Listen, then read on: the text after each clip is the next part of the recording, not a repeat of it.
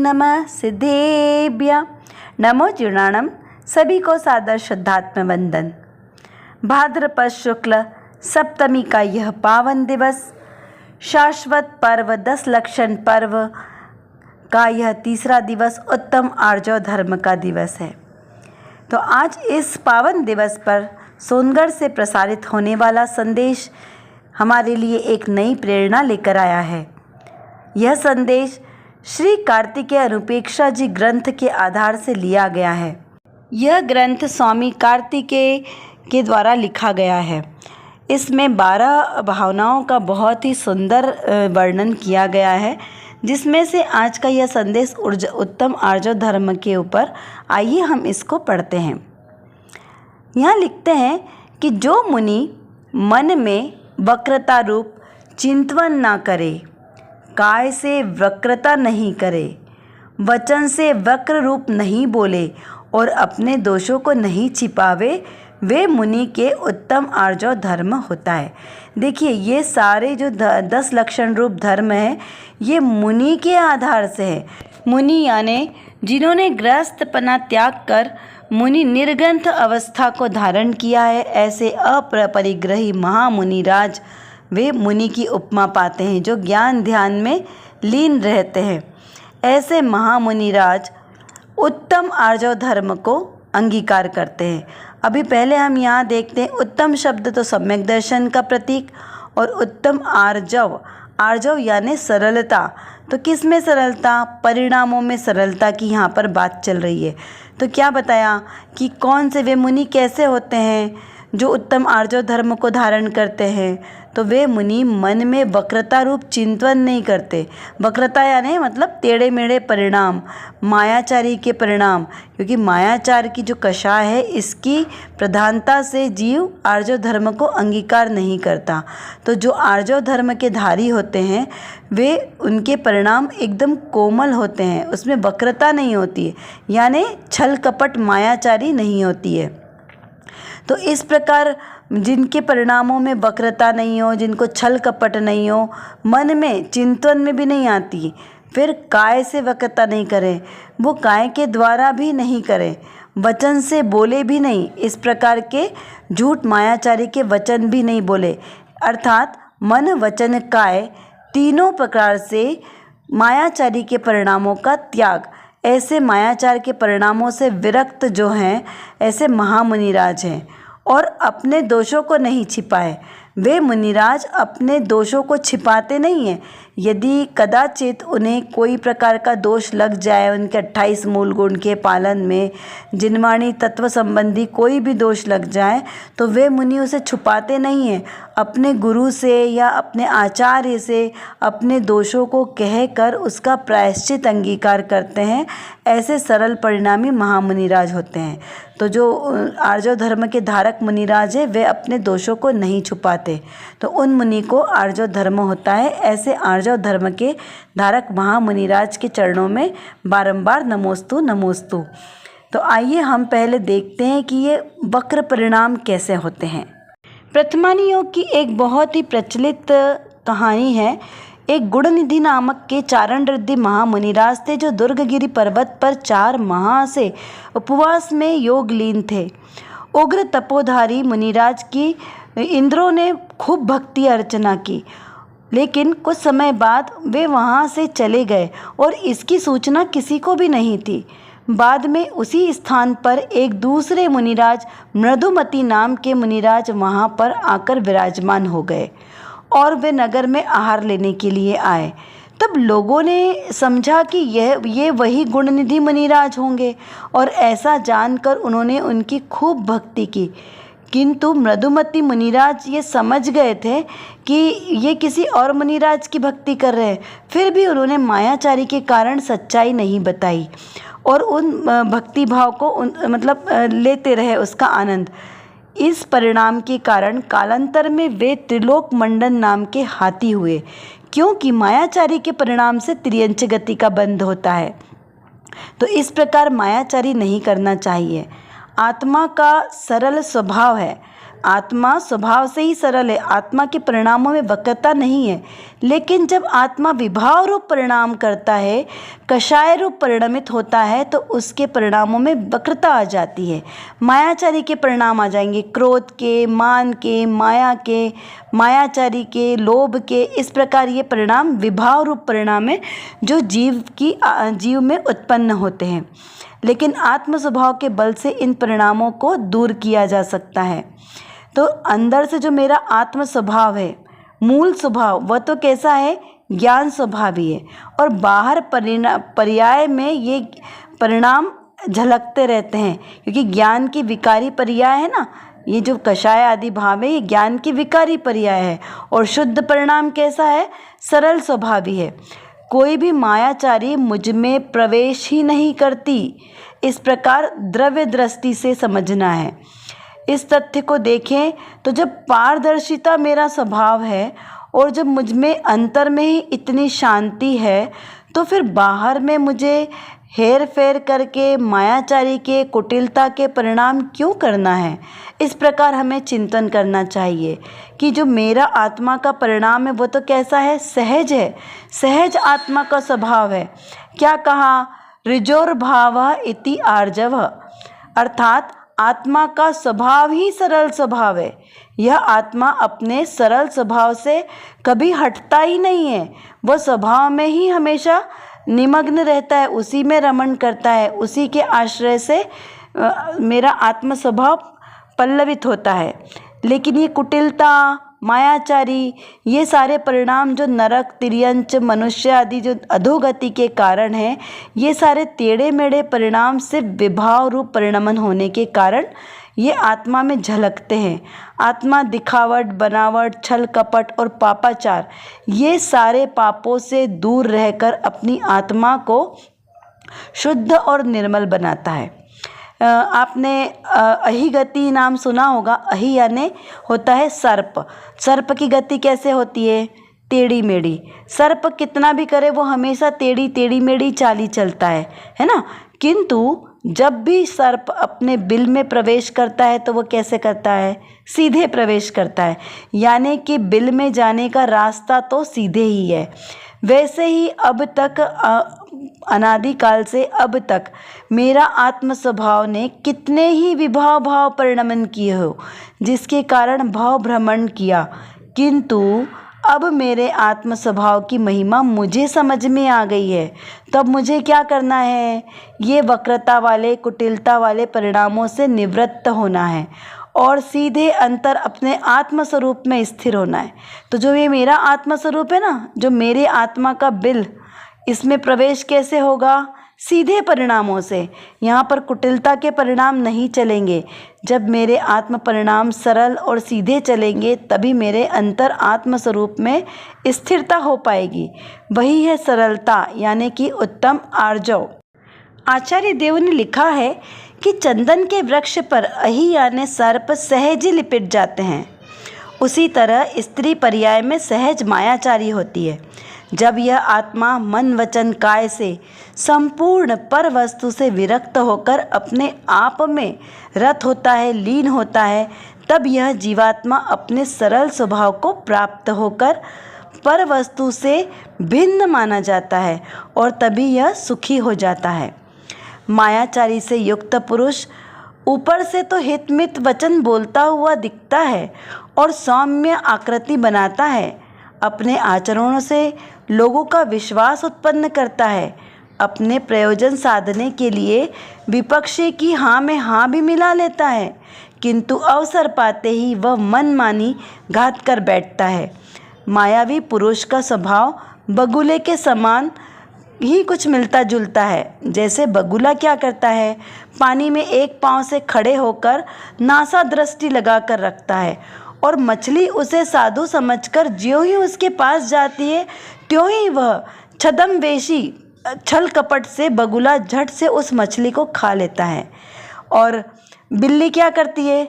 चुपचाप दबे पांव आती है मौन धारण किए हुए, और तुरंत जैसे ही कोई चूहा उसके निकट आता है वैसे ही उसे झपटा मारकर पकड़ लेती है। इस प्रकार जो लोग दूसरों को सिखाने के लिए, दूसरों को दिखावा करने के लिए धर्म का ढोंग करते हैं ना, वे स्वयं खुद को ही ठगते हैं और अपने ही दुख से संसार को बढ़ाते हैं।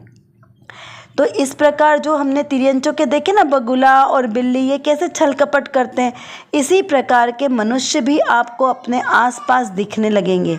बहुत सारे लोग ऐसे स्वार्थ परख होते हैं जो वक्त आने पर हमारे मित्र बनकर हमें ही धोखा देते हैं। तो ऐसे कुटिल परिणामी वाले लोगों से हमें हमेशा सतर्क रहना चाहिए। और इससे अधिक अगर हम देखें तो हमें अगर सच्चा सुख चाहिए तो क्या करना है, अपने चित्त में ही कोमलता धारण करिए।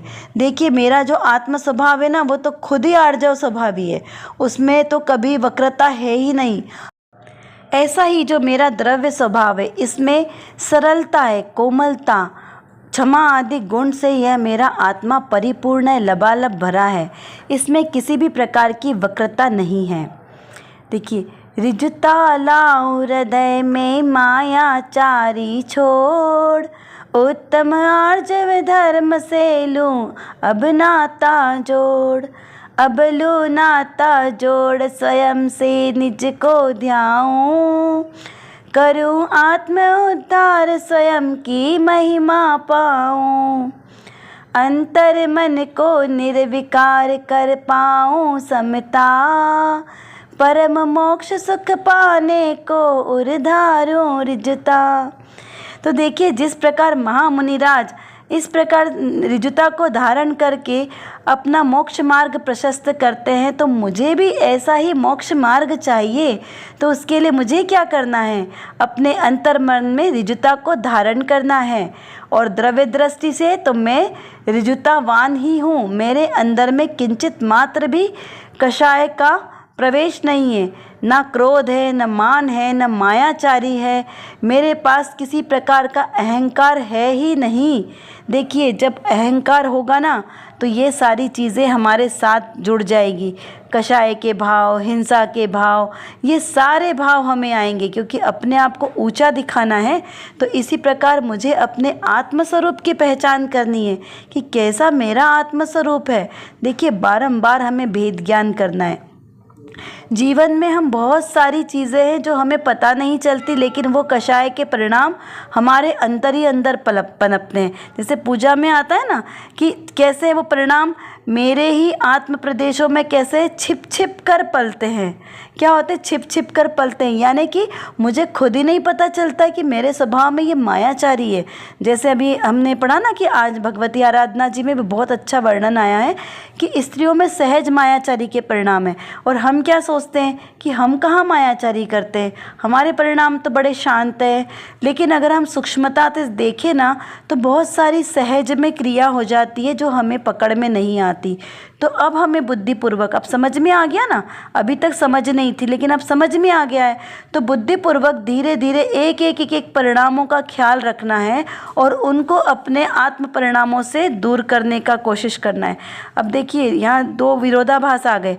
अभी तो जैसे आचार्य देव एक बार क्या कहते हैं कि तुम तो स्वभाव से ही शुद्ध हो, तुम्हारे अंदर में मतलब मेरे आत्म स्वभाव में मायाचारी का प्रवेश ही नहीं है। और दूसरी तरफ क्या कहते हैं कि बुद्धिपूर्वक आप एक एक परिणामों को अपने से दूर करें। तो फिर ये तो विरोधाभास हो गया। तो यहाँ पर ऐसा लेना है कि द्रव्य स्वभाव से हमें अपनी प्रतीति, आत्म प्रतीति में तो हमें यही लाना है कि मेरा ये स्वभाव है वो ऋजुतावान है, उसमें कुटिलता है ही नहीं। लेकिन मेरा आत्मा ही तो विभाव रूप परिणाम कर रहा है ना, कोई बाहर से थोड़ी आ रही है मायाचारी के परिणाम। तो जो मेरा आत्मा विभाव रूप परिणाम कर रहा है उस श्रद्धा, क्योंकि श्रद्धा विपरीत है इसलिए विभाव रूप परिणमन हो रहा है, तो अपनी श्रद्धा को सही करने का पुरुषार्थ करना है। जैसा मेरा ज्ञान सच्चा है वैसी ही मेरी श्रद्धा भी सच्ची हो, इस प्रकार हमें उसका ध्यान रखना है कि हमारी श्रद्धा किधर जा रही है। देखिए, आत्मा को अकर्ता कहा है, तो आत्मा अकर्ता किसका है? आत्मा अकर्ता पर द्रव्यों का है, पर द्रव्यों का, पर भावों का अकर्ता है। लेकिन आत्मा अपने शुद्ध भावों का तो करता है ना, वरना कार्य करेगा कि कौन? तो मेरा ये आत्मा है अपने शुद्ध भाव रूप परिणमित होता है, शुद्ध भावों का ही कर्ता भोगता है, पर द्रव्यों का कर्ता नहीं है। इस प्रकार यहाँ पर समझना है और हमें अपने भाव, अपने परिणामों की संभाल करनी है। चलिए अब देखते हैं हम आज की रत्न कणिका में कौन सी विशेष बात आई है। उत्तम आर्जव धर्म 10 लक्षण पर्व के ऊपर जो गुरुदेव श्री के प्रवचन है उसके अंश के रूप में आज उत्तम आर्जव धर्म की बात यहाँ पर प्रस्तुत की गई है। लिखा है, मन सरल, वचन सरल, काय सरल, ये तो परलक्षी शुभ भाव पुण्य बंध का कारण है, वह उत्तम आर्जव नहीं है। उत्तम शब्द को सम्यक दर्शन सहित का लेना है। यह सरलता तो शुभ अशुभ भाव से रहित होकर शुद्ध उपयोग में जहाँ सम्यक दर्शन होता है, फिर स्वरूप में अरागी वीतरागी परिणति उग्र होती है, इसे आर्जवपना यानी सरलता कहते हैं। आगे गुरुदेव श्री लिखते हैं कि समझाए छे काई, बहुत सुंदर शैली है उनकी इस प्रकार से प्रश्न पूछने की कि आपको समझ में आया। क्या कहा कि उत्तम आर्जव धर्म क्या है? मन, वचन और काय तीनों की सरलता रूप परलक्षी शुभ या पुण्य बंध का कारण है। काय से परलक्ष्य से देखें तो ये शुभ और पुण्य बंध का कारण है, वह उसे आर्जव नहीं कहा जो शुभ, क्योंकि शुभ बंध और पुण्य बंध या पाप बंध ये सब भी क्या है? आश्रवी है और ये भी संसार के कारण है, इसलिए इसको आर्जव नहीं कहा। यहाँ उत्तम शब्द तो सम्यक दर्शन का प्रतीक है और ये जो सरलता है ये शुभ अशुभ भाव से रहित, क्या कहा? शुभ और अशुभ भाव से रहित शुद्ध उपयोग रूप है जहाँ सम्यक दर्शन होता है। तो जो शुद्ध उपयोग रूपी परिणति है, वीतराग रूप परिणति है, उसे आर्जव कहा। तो जो वीतरागी भाव होगा यानी जो द्रव्य स्वभाव है मेरा, उसके अंदर कुटिलता है ही नहीं। तो यहाँ पर ऐसे द्रव्य स्वभाव की बात कही है कि द्रव्य स्वभाव में कुटिलता नहीं है, वो सरल ही है, सहज शुद्ध सहज मेरा स्वभाव है। आत्मा का स्वभाव सहज ही स्वभाव है, सरलता। जब स्वभाव विकार रूप परिणमित होता है तब इसमें कपट आदि के भाव आते हैं। जैसे पूजा की लाइनों में भी आता है ना, कपट प्रीति अंगारी के, यानी कि अंगारों के समान होता है ये कपट वाला परिणाम। जिस प्रकार अंगारे ऊपर राख होने से ठंडे दिखते हैं परंतु अंदर अग्नि होने के कारण छूने पर जला देते हैं, वैसे ही कपट का भाव ऊपर से तो बहुत अच्छा दिखाई देता है, ऐसा लगता है जैसे मैंने दूसरे को ठग लिया, बहुत अच्छा कार्य किया, परंतु वास्तविकता में ठग कपटी स्वयं खुद को ही ठगता है, दूसरे को नहीं ठगता। क्योंकि कोई को ठगाया जाए या न ठगाया जाए वो अलग बात है, लेकिन पाप कर्म का बंध होने से वह स्वयं ही पहले ठगाया जाता है। जैसे अधिक छल करने से अधिक लक्ष्मी की प्राप्ति होती है, ऐसा लोग कहते हैं। व्यापार में हम देखते हैं ना कि जो जितना ज़्यादा छल करता है वो उतना ज़्यादा 2 नंबर का पैसा कमाता है। तो ऐसा हमें देखकर भ्रम होता है। लक्ष्मी तो पुण्य के उदय से आती है, छल करने से नहीं आती है। ऐसा जो भ्रम रूप हमें दिखाई देता है वो वास्तविकता नहीं है, क्योंकि लक्ष्मी का मिलना अथवा नहीं मिलना तो पुण्य पाप के कर्म के उदय के अधीन है। जिस प्रकार दर्पण सरल व स्वच्छ होता है, जैसा उसके सामने मुख यानी हमारा चेहरा होगा वह वैसा ही दिखाई देगा, वैसा ही हमें अपने मन वचन काय में समानता रखनी चाहिए। जैसे परिणाम हमारे आत्मा के सरल है वैसे ही सरल परिणाम रखना चाहिए। यदि हम छल करेंगे तो उस छल का जो परिणाम निकलने वाला है वह महादुख रूप होने वाला है। इस प्रकार का विचार करना चाहिए। देखिए लौकिक में भले ही हमें ऐसा लगता है कि अरे झूठ बोलेंगे तो उससे हमारा कार्य की सिद्धि हो जाएगी, जल्दी हमारे कार्य हो जाएंगे, हम अपने आप को कितना चतुर समझते हैं। जैसे लोग क्या करते हैं, कहीं पर ट्रेन में जाएंगे तो प्रॉपर टिकट नहीं लेंगे और क्या कहेंगे कि अरे हम तो देखो कितने होशियार हैं, हमने तो टिकट भी नहीं लिया और यात्रा भी कर ली, टीसी आया और उसने हमसे पूछा ही नहीं, हमने तो उसको उल्लू बना दिया। तो हमने किसको उल्लू बनाया? किसी दूसरे को उल्लू नहीं बनाया, हम खुद उल्लू बन गए। क्यों? क्योंकि वो जो हमारे कपट के परिणाम थे ना वो हमारे खाते में दर्ज हो गए। तो इस प्रकार के जो कपट के परिणाम है उससे जो हमें ये तिर्यंच गति का बंध होने वाला है, ये हमारा बंध निश्चित हो गया। यानी कि हमने इस भाव में तो जो किया लेकिन आगामी भाव के लिए हमने अपना कुभाव निश्चित कर लिया, पाप का बंध कर लिया, और जब उसका उदय आएगा तब हम क्या विचार करते हैं कि अरे हमने तो कोई पाप किया ही नहीं, ये कैसे उदय में आया। तो इस प्रकार हम छोटे छोटे से परिणाम करते हैं जिनका उदय बहुत बड़े रूप में आता है। तो इस प्रकार हमें विचार ऐसा नहीं करना चाहिए कि हम किसी को छल से धन किसी का अर्जित करें, या किसी को हम झूठ बोलें, किसी की बात किसी को चुगली करें। मायाचारी में चुगली के परिणाम भी आते हैं। जैसे कहना, मायाचारी की डेफिनेशन क्या है कि कहना कुछ, करना कुछ और मन में कुछ और ही हो, है ना। तो इसी प्रकार हम क्या करते हैं, एक दूसरे के सामने अपने आप को ऊंचा साबित करने के लिए, अच्छा साबित करने के लिए एक दूसरे की बुराई करते हैं छल से।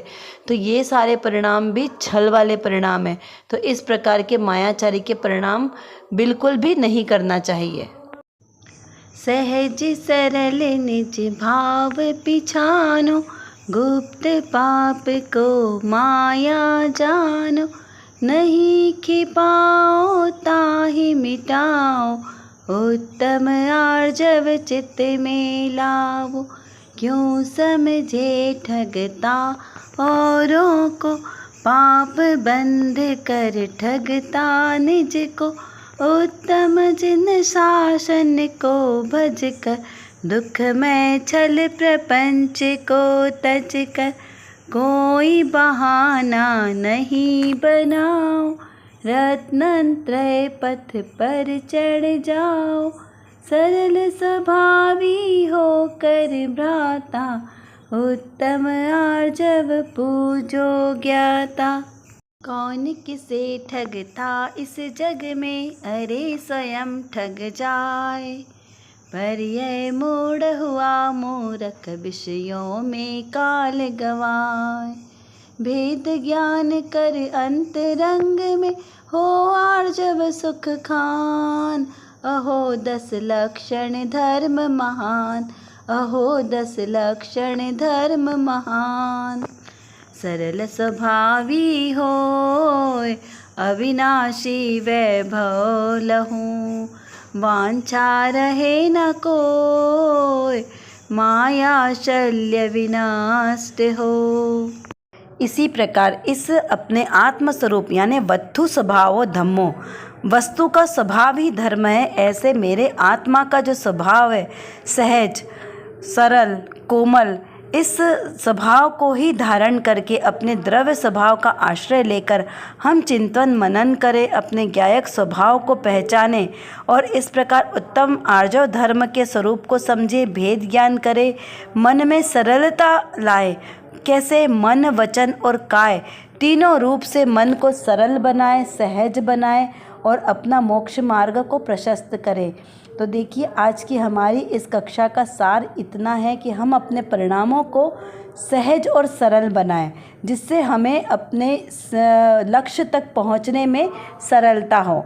और निश्चित ही अगर हम पुरुषार्थ करेंगे तो हम अपने इस सहज स्वभाव को जरूर प्रगट रूप से इसको हम कर पाएंगे। तो ऐसी हमारी भावना है कि हम शीघ्र अपने सहज स्वभाव को धारण करें। अभी की कक्षा का हमारा समय पूर्ण हुआ। हम अभी अपनी कक्षा को यहीं पर विराम लेते हैं। कल हम फिर से नए विषय के साथ चर्चा करेंगे। तब तक के लिए आप चिंतन करें, मनन करें। जय